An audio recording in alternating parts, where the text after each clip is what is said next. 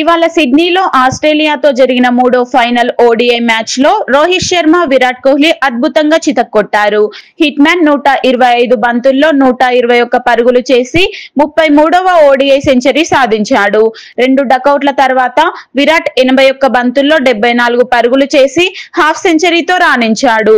రెండో వికెట్ కు వారిద్దరూ 168 పరుగుల అచ్చుతెగల భాగస్వామ్యం నెలకొల్పారు.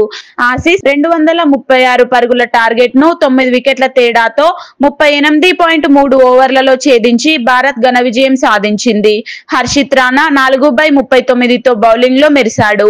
సిరీస్ 1-2తో ముగిసిన ఈ మ్యాచ్ తో అభిమానులు ఉత్సాహంగా మారారు. మ్యాచ్ తర్వాత ఆడమ్ గిల్క్రిస్ట్ తో మాట్లాడిన రోహిత్, కోహ్లీ సంచలన వ్యాఖ్యలు చేశారు. రోహిత్ ఎమోషనల్ గా ఆస్ట్రేలియాతో ఆడటం ఎప్పుడూ ఇష్టం. సిడ్నీ తొలి పర్యటన జ్ఞాపకాలను గుర్తు చేస్తుంది. మేము ప్రతి నిమిషాన్ని ఆస్వాదించాము. మళ్ళీ క్రికెటర్లుగా వస్తామో తెలియదు, కానీ ఈ ప్రయాణం ఎంజాయ్ చేశాము అన్నారు. అభిమానులకు కృతజ్ఞతలు తెలిపాడు. కోహ్లీ ఆస్ట్రేలియా అభిమానులకు ధన్యవాదాలు. ఇక్కడ భారీ ప్రేక్షకుల ముందు ఆడటం ఇష్టం.